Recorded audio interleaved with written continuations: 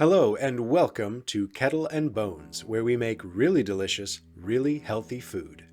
And you can too. Well, I teased this a little bit last week, and the time has come. Today we're beginning a very exciting 3-part mini-series, wherein we'll be working in what is probably the most challenging food genre of all for low-carb and keto cooking. We'll be putting together a healthy and flavorful 3-course Italian dinner complete with antipasti, il primo e il dolce, the appetizer, the first, and the sweet. Welcome to Keto Italian Dinner Part 1.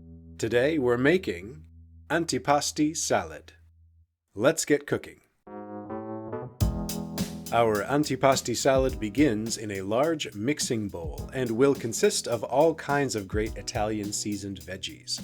We're going to begin with one of my very favorites, some marinated artichoke hearts. I've drained most of the liquid out of this jar first. I want you to take just a second and look at the size of the pieces we're working with here. These artichoke heart pieces will be our guide for determining the texture of the rest of our salad. As we add ingredients, we want everything to be roughly the same size as these pieces. You'll see what I mean as we go.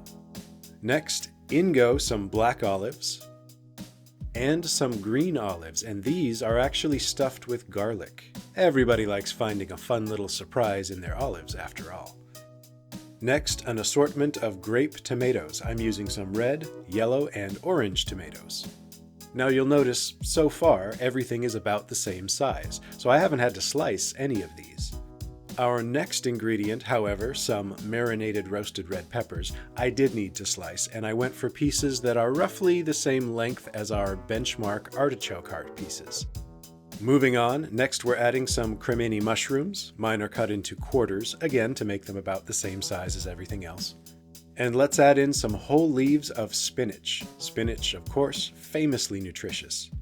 Okay, now I'm going to add in some more flavorful ingredients, but these are things that I don't want to be quite as large as the pieces we have in our salad so far. Red onion, for example. Really great flavor, but a piece of onion that's the same size as our artichoke hearts is going to be way too much. A small quantity of thin onion slices distributed throughout our salad. That's the way to go. By the way, if red onion is a little strong for your taste, you can go with a sweeter white or yellow onion, or maybe even a shallot, one of the mildest onion varieties. Another ingredient that I want in slightly smaller pieces is the salami. I have a few inches of soprasetta that I'm going to shave into thin, irregular, rustic-looking slices. Like the onion, I don't want big chunks of salami to take over any one bite of salad. I want a thin slice adding just the right amount of flavor to everything else. The final ingredient to be sliced a bit smaller will be the basil leaves. I'm rolling these up together and slicing them into long, thin shreds. Now you could leave these whole, like the spinach, and that would give you a nice hit of basil whenever one of them made it onto your fork. However, basil really releases its flavor after it's been cut and or crushed up a bit. So shredding it like this is going to give us a lot more bang for our basil bucks. I'm setting just a pinch of the basil aside for garnish, and the rest goes in. Let's set these aside for just a minute while we make our dressing. We're going to do a simple vinaigrette that will add flavor and sort of tie everything together, but that will not get in the way of the great flavors we already have in here from our already marinated ingredients.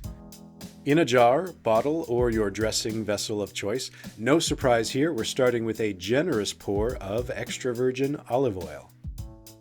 Next, a vinaigrette needs vinegar, so I'm going to go with a nice balsamic. White wine or red wine vinegar would also work really well for a flavor that's a bit lighter, if that's your preference. Since we do already have quite a bit of flavor in that salad bowl, I'm going with about 4 or 5 parts oil to 1 part vinegar.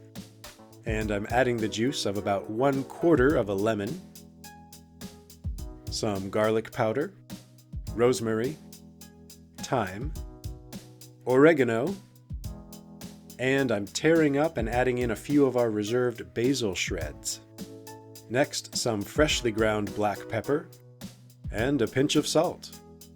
Let's give that a little swirl and set it aside for just a few minutes so those flavors can combine. Our salad bowl comes back out now, and we're going to add the final ingredient before we dress it. I'm adding little balls that are just the right size of fresh mozzarella. If you only have a larger chunk of cheese, just cut it into cubes that are about the right size. In fact, cubes of provolone cheese are a great alternative to mozzarella. Once we're all cheesed up, it's time to get dressed. Gently go ahead and toss this in the dressing, being careful not to crush the more sensitive ingredients, the mozzarella balls for example. If you're making this in advance, you'll want to keep the salad and the dressing separate until just before you're ready to serve. This dressed salad will keep for a good while, but the acidity in the dressing will eventually cause the leaves to wilt and our cheese to break down, so dressing is a thing best added later rather than sooner. In a salad-friendly plate or bowl, let's serve up a few spoonfuls of our dressed antipasti, making sure there's a little bit of everything in here. I'm going to top this with some nice big flakes of shaved Parmigiano Reggiano cheese.